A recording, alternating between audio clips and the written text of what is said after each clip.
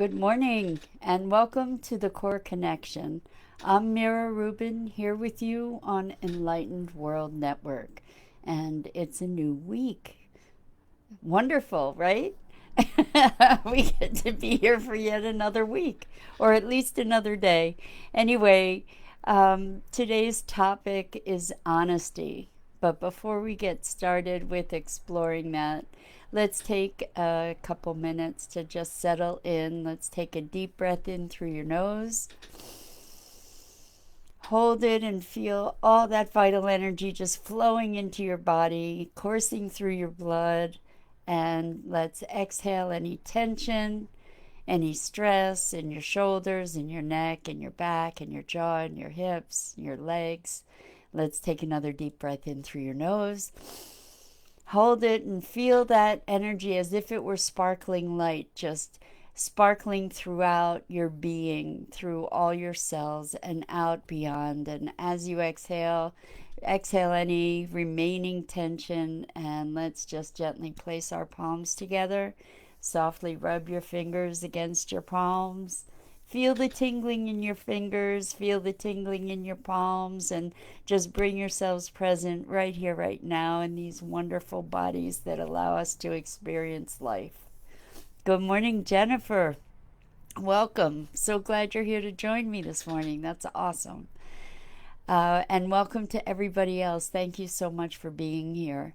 Today's topic is honesty, and we get to dig into what it means to be honest. And I think we're really called at this moment to be particularly honest with ourselves and vulnerable and honest with others. And so I was thinking about honesty, and it occurred to me on many different levels. Like when I say, I have to be honest with you, I'm just telling you my truth, and then I go forward and tell you how uh, you are, or how I perceive you, or how I'm upset, or any number of other things that we share under the guise of honesty. And I just want to unpack that a little bit.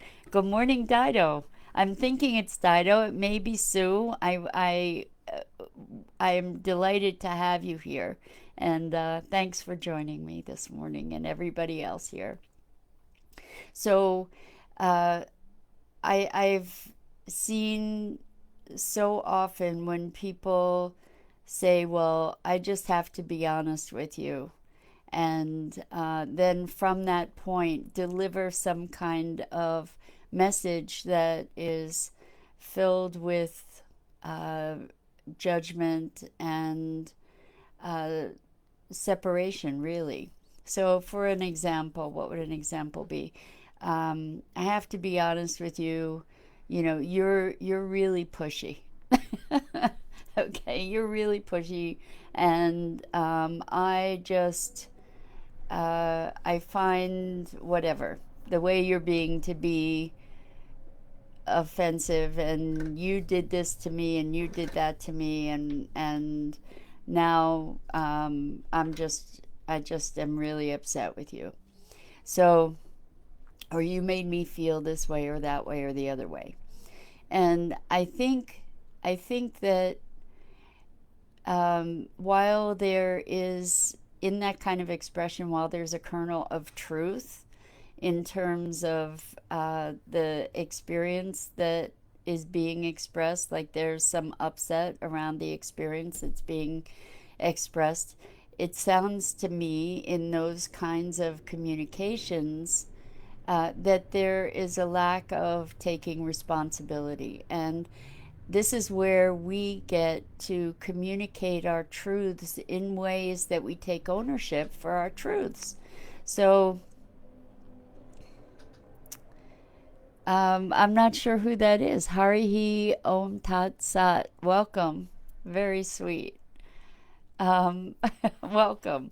So, in sharing our truths, we get to say, uh, my experience of you is, and you don't do that without permission.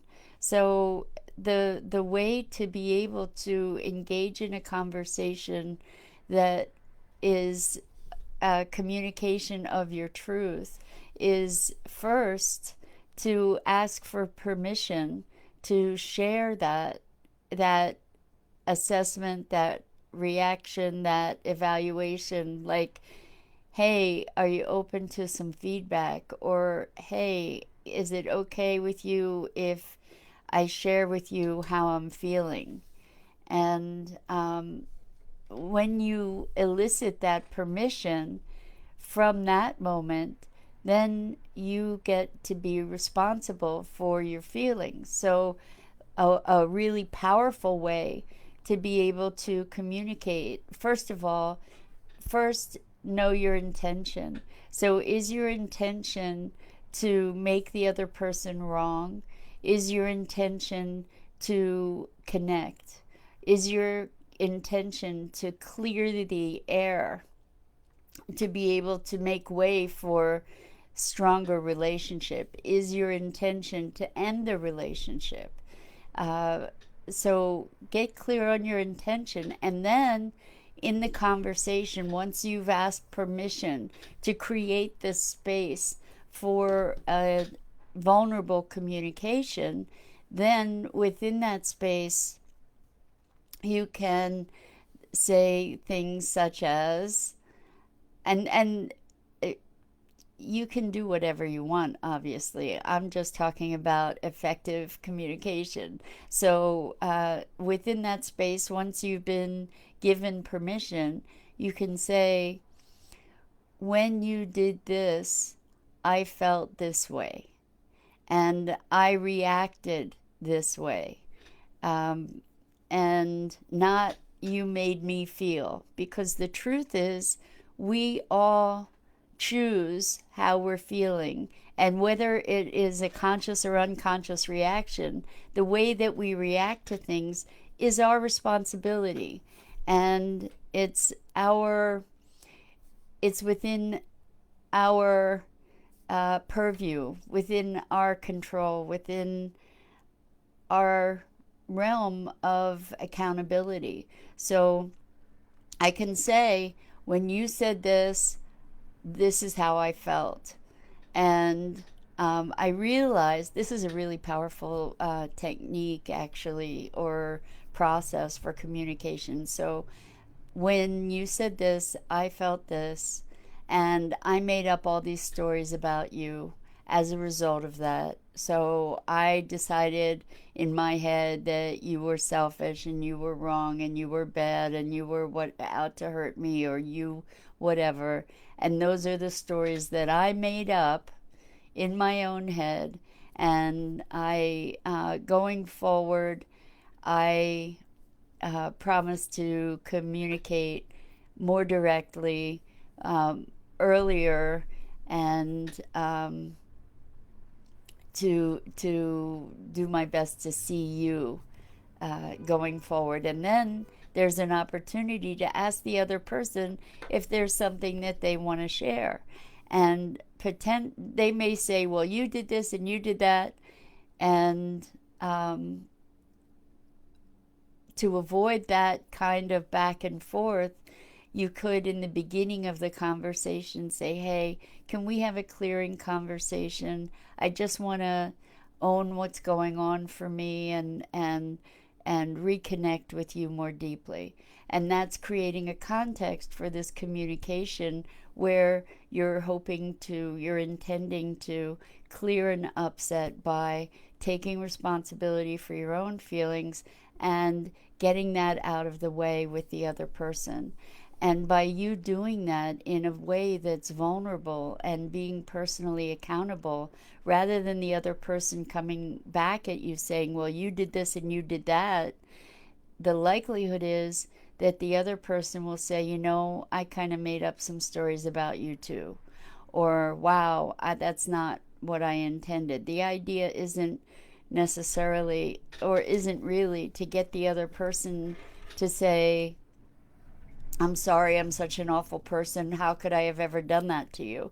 The intention is to enable the other person to also be vulnerable and say, you know, I was feeling this, and then I was feeling that, and my intention going forward is to be able to be more connected with you as well. So this is one way that we can communicate honestly, honestly, and responsibly, because once again, our feelings and our reactivity is ours to uh, to transform. It's ours to be accountable to. And when we take the responsibility for our own feelings and for our own reactions and stop blaming other people for making us feel a certain way, or for putting us down, because somebody can't put you down unless you allow yourself to be put down. When somebody's saying things, even if they're hurtful, they're only hurtful if we receive them and allow those things to hurt us. And the reason that we receive things in a way that allows us to experience hurt is either because someone has pushed a button that we have, a place of reactivity or insecurity, or we have received their words as a truth about us rather than as their perspective. So when we're sharing our truths with one another, what we're actually doing is sharing our own perspectives, our own individual thoughts and perceptions.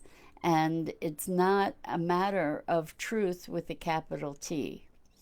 So if we can recontextualize our communications to be really expressions of our experience, which we are able to convey more or less artfully from time to time, then then we can really truly deepen our true connection with one another.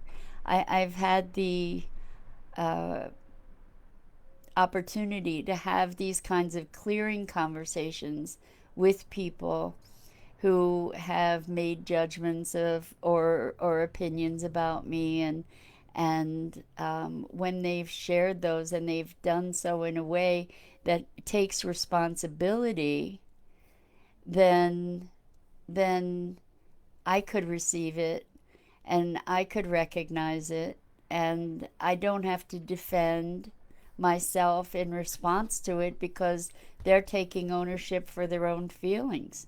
And yes, we can talk it through, but it changes the whole dynamic. It changes the whole perspective. And Dido says expressions of our experience. Love it. Right, when we're sharing our truth, what we're doing, thank you, Dido, is we are sharing our own experience. We're not sharing truth with a capital T. So when we're being honest with each other, what we need to be clear about is that we're communicating our own experience.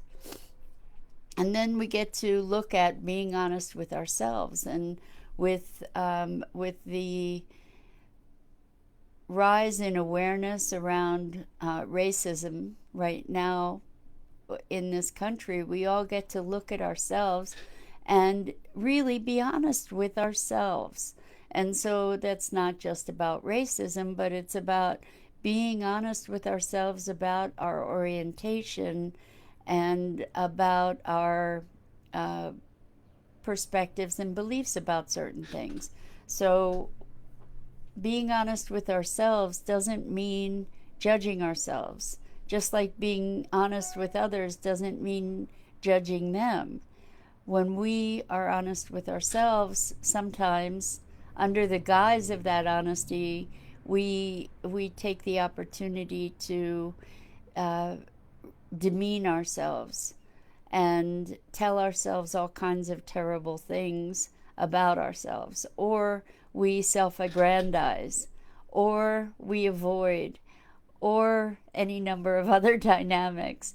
And what we get to do in being honest with ourselves is to be looking deeply without judgment. And the lack of judgment as we look deeply allows us to see things that if we were holding that judgment, we might not allow ourselves to see. So we can look and notice the woundedness. We can look and notice the prejudices. We can look and notice the vulnerabilities and the strengths. And we can look at them and see them with a clear light. And from that place of recognition, because that honesty, when it's unencumbered by judgment and or avoidance, that becomes insight and awareness. And we can become aware of certain proclivities that we have, certain feelings, certain leanings, certain predispositions. And from there, we then have the opportunity to make changes, to make modifications, to make adjustments, to do healing practices for ourselves, to expose these things to ourselves, and then we know where we are in order to be able to move forward. So in able to get from one place to another, you first need to know where you are, right? So for instance, if you're looking for directions, you can't get directions to get there until you know where here is. So we always want to be, in our search for honesty, we want to be looking at what's so without the overlays of our judgment and opinions and avoidance or self-aggrandizement or self-punishment, and that allows us to get down to the truth of what's present. And let's see, another aspect of honesty is how we operate in the world. So this brings us to a question of alignment. So if I believe I'm an honest person, and I believe I am a person who has principles and integrity, then when I am faced with an opportunity to, well, here's an example. Let's say I'm at the supermarket and somebody gives me more change than I'm meant to have if I'm having a cash transaction. Do I give back the money or do I not? Well, if I'm an honest person, of course I do. It's sort of a no-brainer in that circumstance. Or if they don't charge me, if they mistakenly don't charge me for something that they should have rung up through the register, do I call their attention to it? Well, if I'm an honest person, I do. And this goes to, I guess this goes to our values and our integrity. Let's see, Jennifer made a comment. My go-to used to be self-punishment and avoidance. I come from a different, more mindful place now. That's beautiful, Jennifer. I think that the self-punishment and avoidance place is where a lot of people come from, and I think that the reason that they come from that place is because there's shame sometimes when we look at what's really there. And this conversation, this global conversation about race awareness and awareness of difference is a conversation that for many of us is wrought with shame when we really look at what the ideas are and the beliefs are that are underlying our our way of being, and confronting that shame and being willing to move through the pain of it to the other side, to self forgiveness and personal growth beyond those things that we're holding shame about, enables us to be more honest with ourselves, to be more ultimately more loving and accepting of ourselves. And this goes back into the conversation that we've had a number of times about shadow. And being a good person doesn't mean you don't have a shadow side, doesn't mean you don't have a dark side. Um, Being a good person means perhaps, working hypothesis, means that when faced with the darkness, you choose the light. It's that you integrate all these parts of yourself, that you acknowledge them, and rather than denying them or repressing them, you recognize them, you shine light on them, and you choose the light, or you choose the thing that keeps you in alignment with your truest self. So, honesty. Honesty in the world, I guess, is where we get to recognize what our values are and either act in alignment with them or recognize that perhaps they are not our values. And this whole idea of being a good person puts, or any identity that we assume, puts constraints on our behavior if we want to remain aligned with those ideas of who we are. For instance, the I'm a good person idea. And maybe that's a good thing. Maybe it's a good thing if we are able to maintain alignment with that. What I notice is that as we put these definitions on ourselves, in certain instances, they create internal dissonance, because if I were a good person, I would feed the world. For instance, you might make that kind of equation. Or I would give away all my possessions to people that need them more than I do. Or, we make all kinds of rules for ourselves. And for instance, I've spoken about a client who said that the part of their identity was that they were a high achiever, and as a high achiever, it meant that they had to be a high performer in every circumstance, and if they weren't, then it was really disruptive to their experience of being. And if they are being honest with themselves, they get to say, I strive for peak performance. I tend to strive for peak performance rather than I am a high achiever or I am a good person. I maybe I intend to be a good person, whatever that means to me. And sometimes I don't meet the mark that I set for myself.